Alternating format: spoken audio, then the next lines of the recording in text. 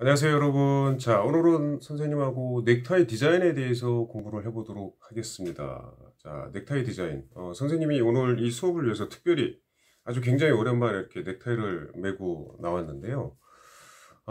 선생님은 그동안 살면서 넥타이를 멜 일은 사실은 여러 번 있었어요. 여러 번 있었으나 선생님한테 넥타이가 잘 어울린다 라는 생각을 거의 하지 않았기 때문에 넥타이를 멜 일이 거의 없었어요. 거의 없었고, 그리고 또 이 수업을 위해서 선생님이 옷장에 걸려있는 넥타이를 이렇게 찾아보니까 한 6개 정도가 나오더라고요. 그중에 한 개를 선생님이 이렇게 직접 착용을 했는데, 넥타이를 착용하고 나니까 기분이 새로워지는 것을 느낄 수가 있었습니다. 예.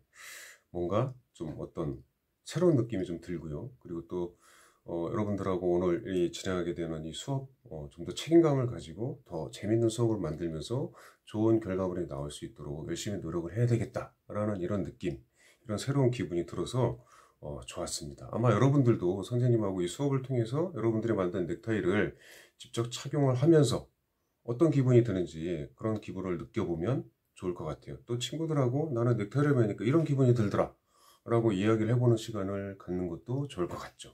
좋을 것 같다라고 생각이 듭니다. 선생님이 실제로 학교에서 이 수업을 여러 차례 진행을 해본 적이 있었는데요. 완성된 작품을 아이들이 이렇게 넥타이를 메고 이런 역할놀이 하는 것들을 쉽게 봤습니다.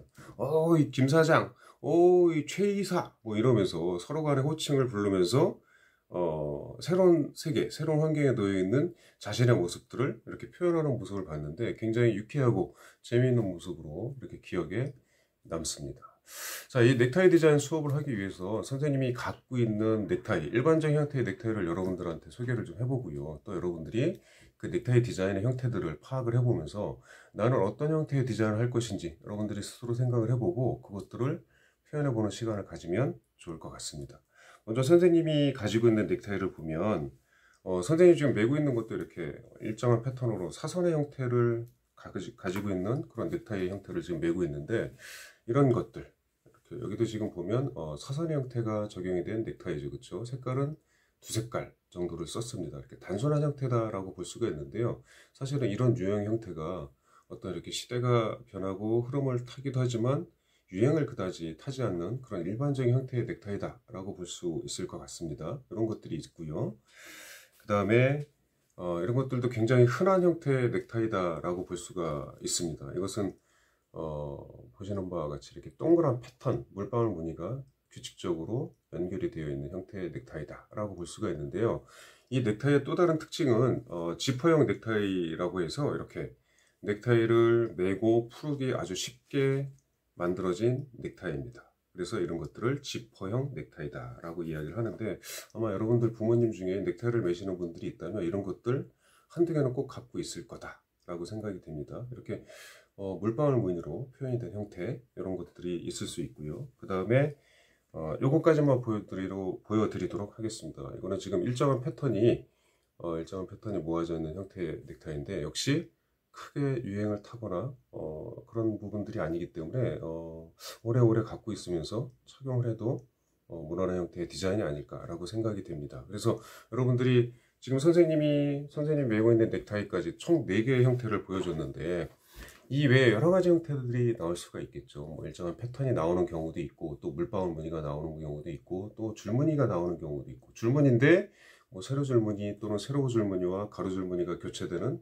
우리가 일반적으로 이야기하는 뭐 체크무늬 형태 이런 것들이 나올 수가 있겠죠. 또는 뭐 기하학적인 무늬가 표현이 되면서 넥타이를 꾸며볼 수도 있을 거다라고 생각이 됩니다. 그런데 이 넥타이를 디자인하기 전에 이런 것들을 여러분들이 미리 생각을 해보면 좋을 것 같아요. 나한테 어울리는 디자인은 어떤 것인지 아니면 나는 넥타이를 멜 일이 별로 없으니까 우리 아빠한테 한번 선물을 해봐야 되겠다 또는 우리 삼촌한테 선물을 해봐야 되겠다. 그렇다면 그분들한테 어울리는 디자인은 어떤 것이며 또 그분들이 좋아할 만한 색상은 어떤 것인지 이런 것들을 고려를 해보면서 디자인을 한다면 훨씬 더 좋은 결과물이 나오지 않을까라고 생각이 됩니다. 그래서 내가 직접 넥타이를 메볼 것인지 아니면 우리 아빠나 또는 뭐 삼촌이나 우리 친척분들 중에서 넥타이가 필요한 분들한테 선물을 할 그런 디자인을 여러분들이 할 것인지 생각을 해보면 더 알찬 수업이 되지 않을까라는 생각이 듭니다.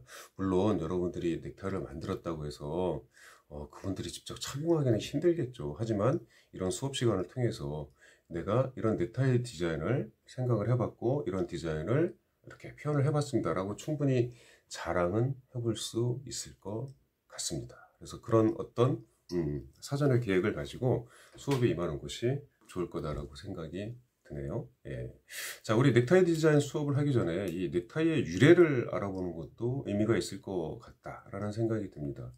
이 넥타이는 17세기 프랑스에서 시작이 된 것으로 알려져 있습니다. 당시에 프랑스 왕실을 지키는 군인들, 그러니까 이 왕실을 지키는 군인들을 프랑스에서 고용을 했는데 프랑스인이 아니라 크로아티아 용병이에요. 크로아티아 출신의 용병들인데 이 크로아티아 출신의 이 용병들이 목에 붉은색 천을 맨 것이 넥타이의 유래가 된 것으로 알려져 있습니다. 붉은색 천을 목에 감고 활동을 했다라고 이야기를 할 수가 있는데요.